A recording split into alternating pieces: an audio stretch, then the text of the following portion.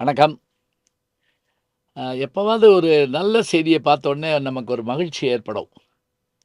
அதுவும் காலையில அ த தினசரி செய்தித்தாள் படிக்கிறபோது, வெறும் செய்திகள படிக்கிறதோடு மட்டுமல்ல, ஒரு நல்ல கட்டுரையோ, ஒரு கவிதையோ, ஒரு சிறுகதையோ படிச்சா மனசுக்கு சந்தோஷமா இருக்கும். தினமணில ஞாயிறு மலர்ல அ ஆபத்து காத்த பிள்ளைங்கிறவர் எழுதியிருந்த பரணருடைய ஏற்களமும், போர்க்களமும்னு ஒரு செய்தி பார்த்தேன். அவ்வளவு நல்லா இருந்ததுங்க. நான்லாம் சோழவந்தான் தான். எனக்கு சொந்த ஊரு. அங்க நிலமும் உண்டு. விதை போடுறதுல தொடங்கி முதல்ல ஏற நிலத்த சரி பண்ணி, உழுது, பயிரிட்டு, அறுவடை பண்ணி, அந்த நெல்ல பிரிச்சு, போரடிச்சு, அத மூட்டையாக்கி, விவசாயி வந்து வீட்டுக்கு நெல்ல கொண்டு போயி, நம்ம இது விற்பனை பண்ணி, இவ்வளவு பண்ணிட்டு வருவோம் நாங்க வீட்டுக்கு. இப்ப நான் கூடவே இருப்பேன் எல்லாத்துலயும். நானே சில வேலைகளும் பார்ப்பேன். இது எனக்கு தெரிஞ்சது. போர்க்களம்ங்கிற விஷயம்ங்கிறது என்னன்னா, இன்னைக்கு இருக்கிற போர்க்களம் இல்லங்க. அதுவும் இப்ப சமீப காலமா, இங்க உலகெங்கும் நடக்கிற அந்த போர்கள பார்க்கறப்ப ரொம்ப அச்சமா இருக்குது. முந்தியெல்லாம் போர்க்களத்தில, போர்ல இருக்கவங்க மட்டும் தாங்க சண்டை போடுவாங்க. இந்த பக்கம் அணி, இந்த பக்கம் அணி தான் சண்டை போடுவாங்க. வேற யாரையும் தாக்க மாட்டாங்க. ஆனா, இன்னைக்கு நடக்கிற போர பார்த்தா பயமா இருக்குது. எடுத்தோனே பொதுமக்கள் தான் கொல்லப்படுறாங்க, அப்பாவிகள். இந்த போர்க்களம், நான் முதல்ல சொன்ன ஏற்களம். இது 2யும் ஒப்பிட்டு பாட முடியுமா? புறநானூற்றுல சேரமான் கடலோட்டிய வேல்களு குட்டுவனைப் பற்றி பரணர் என்கின்ற புலவர் பாடியிருக்கக்கூடிய நீண்ட நெடிய பாடல் அது. பாடல் நீண்டிருக்குன்னு சொல்லி நீங்க பயந்துறாதீங்க. அதுல வர செய்தி நமக்கு அவ்வளோ வியப்பா இருக்குது. மனுஷன் ஏற்களத்தையும் பார்த்துருக்காரு, போர்க்களத்தையும் பார்த்துருக்காரு. விவசாயம் பண்ணோம்னா என்ன வேணும்? மேகம் வேணும், மின்னல் வேணும், இடி வேணும், மழை பெய்யணும், தரை ஈரமாகணும், விதை பாவணும், பயிர் விளையணும், அது சாஞ்சு கிடக்கும். அத அறுவடை பண்ணணும். அறுவடை பண்ண நெல்ல வீட்டுக்கு எடுக்கிறப்ப புலவர்களும் வருவாங்க, இரவலர்களும் வருவாங்க. வந்து நின்ன உடனே இந்த கதிர எடுத்து அப்படியே குடுப்பாங்க. அல்லது நெல்ல அளந்து குடுப்பாங்க. இது நானே பார்த்துருக்கேன். அப்ப வந்து அவங்க பொலிக பொலிகங்கிற மாரி சொல்லி வாழ்த்தி பாடுவாங்க. இந்த பரணர் சொல்றாரு, "மன்னா, நீ போர்க்களத்துக்கு போற. அப்படி போறபோது உன்னுடைய யானைகள் பூரா அப்படியே கன்னங்கரிய நிறத்தோட மேகம் போல போகுது. அப்படி மேகம் போல போகிறபோது, அதுல வரக்கூடிய அந்த வாளும், வேலும் எப்படி இருக்கு அப்படின்னு கேட்டா, மின்னல் போல மின்னுது. சரி, அந்த போர் முரசு இருக்குல்ல, அது இடி போல இடிக்குது. குதிரைகள் வந்து புழுதியை கிளப்பிட்டு காற்று மாரி அப்படியே பறந்துட்டு வருது. அம்பு விடுறாங்க வில்லுல இருந்து. அந்த அம்புகள் வந்து மழை தாரை போல வந்து பொழியுது அப்படியே. சரி, மழை பெஞ்சா தரை ஈரமாகுமே! இங்க அடிபட்டு கிடக்குறாங்கல்ல, அவங்களுடைய உடம்புல இருந்து பாயிற ரத்தம் அந்த தரைய பூரா ஈரமாக்கிருது. நீ ஓட்டிட்டு போற தேரு ஏறு மாரி உழுதுகிட்டே போகுது. வீரர்களுடைய ஈட்டியோ விதை போல போய் பாயுது.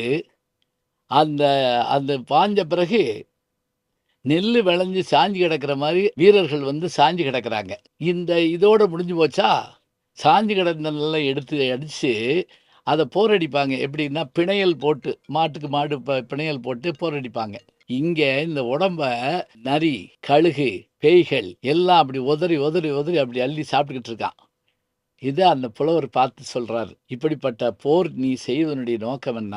என்றால், உன்னுடைய நாட்டை விரிவு செய்ய மட்டுமில்லை, அங்கு வளம் இருந்தால் கொண்டு சேர்ப்பதற்காக, உன் மக்களை வாழ வைப்பதற்காக."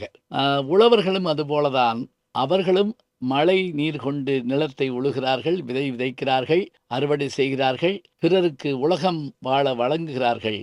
எனவே அவன் ஏர் உழவன் என்றால், புலவர்கள் சொல்லேர் உழவர்கள் என்றால், "மன்னா, நீ வில்லேர் உழவன்" என்ற ஒரு பட்டத்தையும் கொடுக்கின்றார்.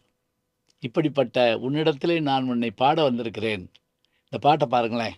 "இருப்புகம் செறிந்த ஏந்து எழில் மருப்பின் கருங்கை யானை கொண்மூ ஆக நீன் ஒளி மறவர் எரிவனர் உயர்த்த வாழ் மின்னாக வயங்கு கடிப்பு அமைந்த குருதிப்பலிய முரசு முழக்காக அரசு அராப்பணிக்கும் அணங்குறு பொழுதின் வெபிசை புரவி வீசு வழியாக விசைப்புறு வல்வில் வீங்கு நான் உகைத்த கனைத்துளி பொழிந்த கண் அகன் கிடக்கை ஈரச் செருவையின் தேர் ஏறாக விடியல் புக்கு நெடிய நீட்டி நின் செருப்படை மிளிர்ந்த திருத்துரு பைஞ்சால் பிடித்த எரி வெல்வேல் கனையொடு வித்தி விழுத்தலை சாய்த்த வெறுவரும் பைங்கூழ் பேய்மகள் பற்றி பிணம் பிறங்கு பல்போர்வு கணநரியோடு கழுது களம்படுப்ப பூதம் காப்ப புலிகளம் தளி பாடுநர்க்கிருந்த பீடுடையாள தேய்வை வெண்கால் புறையும் விசிபிணி வெய்வை காணா விருந்தின் போர்வை அரிக்குரல் தடாரி உருப்ப ஒற்றி பாடி வந்து சின் பெரும்பாடு அன்று எழில்தோயும் இமிழிசை அருவி பொன்னுடை நெடுங்கோட்டி இமயத்தன்ன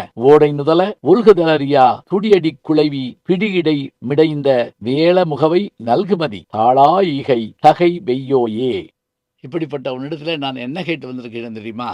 முகபடாம் அணிந்த யானைகளை கேட்டு வந்திருக்கிறேன், நீ எனக்கு வழங்குவாயாக என்று ஏற்களத்தையும் போர்க்களத்தையும் ஒன்றாக பாடிய அந்த பரணரின் பாடல் நயம் நமக்கு 2 காட்சிகளை கண் முன்னே காட்டுகின்றது. இதே செய்தியை ஆண்டாளும் சொல்லியிருப்பால், எப்படி ஆழிமலை கண்ணா ஒன்றினி கைகரவேல் ஆழியில் புக்கு முகிர்ந்துகின்ற ஆத்தியரி, அதில் சொல்கிற போது இதே மாதிரி இடி மின்னல் அத்தனையும் சொல்லி அதை திருமாலுடைய உருவத்திற்கும் அவன் கையில் இருக்கக்கூடிய சங்க சக்கரங்களுக்குமாக சொல்லி நீ மழையை பெய்விக்க வேண்டும், அருள்மலையை பெய்விக்க வேண்டும் என்று கேட்பாள். மாணிக்க வாசகரும் தன்னுடைய திருவம்பாவையிலே மழை பற்றி பாடுகிற போது எம்பெருமாட்டினுடைய உருவத்தினுடைய அழகை சொல்லியிருப்பார். எனவே மழையை, ஏரை, போரை பாடாத புலவர்கள் இல்லை. இந்த பாடலை முடிந்தால் படித்து பாருங்கள், அல்லது இந்த காட்சிகளை கண்முன்னே நிறுத்தி பாருங்கள். நான் சொன்ன பாட்டு ஒன்று தாங்க, இன்னும் 399 பாட்டு இருக்கு. புறநானூற்று பாடல்கள் எல்லாமே புதையல் தாங்க, தேடி பாருங்கள். நல்ல செய்திகளை நாளும் சிந்திப்போம், நாளை சந்திப்போம். வணக்கம்.